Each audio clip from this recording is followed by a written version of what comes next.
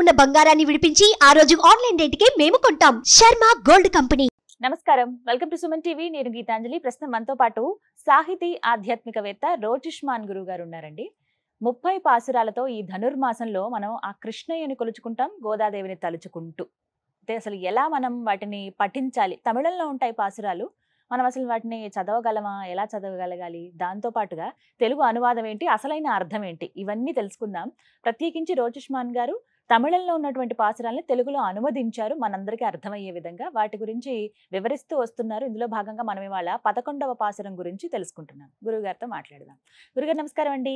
నమస్కారం అండి. ధనుర్మాసం శుభాకాంక్షలు. శుభాకాంక్షలు అందరికీ. గోదా అమ్మవారు ఆ కృష్ణయ్యలో ఐక్యమైనటువంటి ఒక శుభ సందర్భం ఇది. ఒక రకంగా చెప్పాలంటే అసలు అమ్మవారు పాసురాలని వివరించడం కానీ, తిరుప్పావే అని మనం చెప్తున్నటువంటి ఈ పదం కానీ ఎంత గొప్పగా ఉంటుందో. అసలు ఈ ధనుర్మాసం అంతా కూడా భలే పండగ వాతావరణం అండి. కార్తీక మాసం అలా అవుతుందో లేదో, ధనుర్మాసం చాలా విశేషంగా ఉంటుంది. అయితే ఈ 30 పాసురాలు చాలా మంది చదవాలని కోరుకుంటుంది. తమిళం కదా కష్టం అనుకునే వాళ్ళకి మీలాంటి వాళ్ళు తెలుగులో అనువదించారు. అది విని మీరు అసలు ఇలా ఇంటర్వ్యూకి ఒప్పుకోవడం కూడా సంతోషం అండి. అందులో భాగంగా తమిళం ఎలా ఉచ్చరించాలనేది మీరు చెబుతూ ఉన్నారు. ఎపిసోడ్స్ గా మనం తీసుకుంటూ ఉన్నాం. ఇందులో భాగంగా ఇవాళ 17వ పాసురం వచ్చేసాం. మరి 17వ పాసురం ఎలా తమిళంలో ఉచ్చరించాలి, ఎలా చదవాలో మాకు వినిపిస్తే తెలుగు అనువాదం మీరు ఏదైతే చేశారో అది కూడా మేము విని అవగాహన చేసుకుంటాం. సంతోషం. కావలివాడిని క్రితం పాసురంలో కావలివాడిని తలుపు తీయమన్నాక ఇప్పుడు ఆ ఇంట్లో ఉండే వాళ్ళందరికీ మేలుకొలుపు పాడుతోంది ఆవిడ. ఎలా పాడుతోంది? అంబరమే తన్నీరే సోరే అరంజయ్యం ఎంపెరుమాన్ నందగోபால எழுந்திராய் கொம்பனார்க்கெல்லாம் கொழுந்தே குலவிளக்கே எம்பெருமாட்டி யசோதாய் அறிவுராய் அம்பரம் ஊடறுத்தொங்கி உலகளந்த உம்பர் கோமானே உறங்காதெழுந்திராய் செம்பொர் கழலடிச் செல்வா பலதேவா உம்பியும் நீயும் ఉరంగేలోరెంపావాయ్. ఇది మీరు తెలుగులో చదవండి, తర్వాత మనం అవగాహనలోకి వెళదాం. మరి 17వ పాసురం తమిళంలో ఎలా ఉచ్చరించాలో విన్నారు కదా. తెలుగు అనువాదం ఇప్పుడు తెలుసుకుందాం. వస్త్రాల్ని, నీరును, ఆహారాన్ని దానమిచ్చే మా దేవుడా నందగోపాల లే. చెట్ల కొమ్మల చిగురా, కుటుంబ దీపమా, మా దేవత యశోద మెలకువలోకిరా. ఆకాశాన్ని చీల్చుకుని వెళ్ళి లోకాన్ని కొలిచిన దైవనాథుడా నిద్ర చాలించి లే. మిసిమి బంగారు కాలి కడియాల భాగ్యవంతుడా బలదేవా, నీ తమ్ముడు నువ్వు నిద్రలేవండి ఓలాలా నా చెల్లి. ఓలాలా నా చెల్లి అనేది ప్రతి పాసురంలో మనం మకుటం అంటాం కదండి. ఇప్పుడు సుమతి, వేమన మకుటాలు, ఈ పాసురానికి అది మకుటం. విశ్వదాభిరామ వేమలాగా ఓలాలా నా చెల్లి అనేది మకుటం. ఇక్కడ ఏలోరెంపావాయ్ అనేది వాస్తవానికి మనకి ఆ పాసురం ముందే ముగిసిపోతుంది. ఇది అదనపు పదం అన్నమాట, మకుటం లాగా. మరి ఈ 17వ పాసురం అవగాహన, ఎందుకు అమ్మవారు ఈ విధంగా చెప్పారు, ఏం చెప్పదలుచుకున్నారు, అది మేము ఎలా అన్వయించుకోవాలి మా జీవితానికి? ఇంట్లోకి వెళ్ళింది, వాళ్ళందరూ నిద్రపోతున్నారు. ఇక్కడ నందగోపుడు, యశోద, కృష్ణుడు అందరినీ వీళ్ళు నిద్ర లేపాలి, మేలుకొలుపు పాడాలి. ఆ మేలుకొలుపు ఎలా పాడింది? ఈ గోపకన్యలకి దేవుడు నందగోపుడు.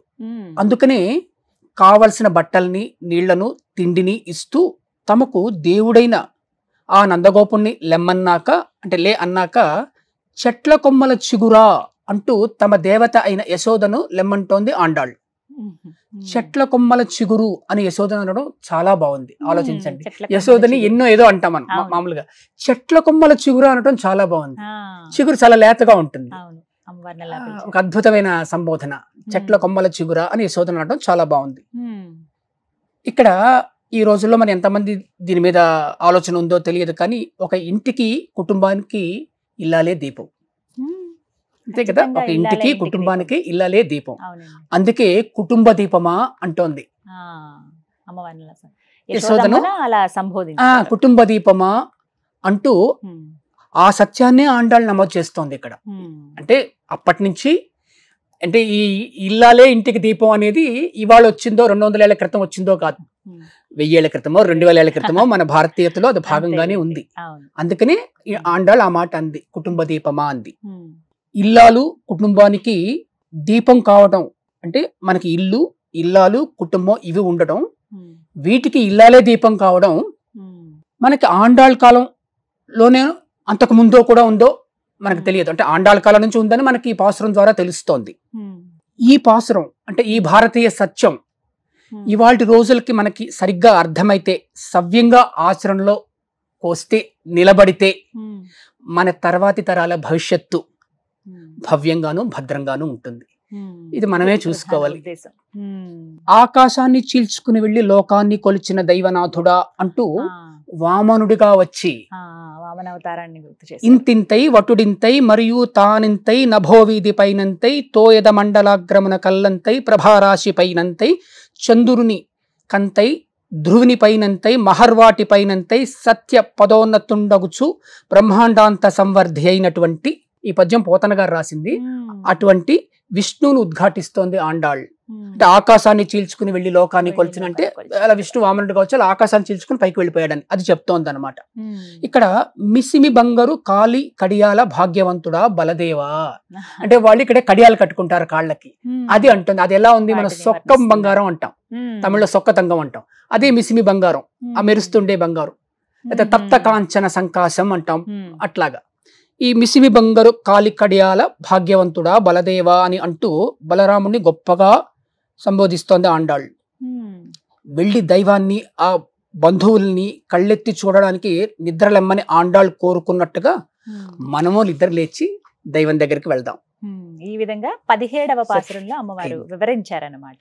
చాలా గోదా అమ్మవారి పాదాలకు ప్రణామం. నమస్కారం.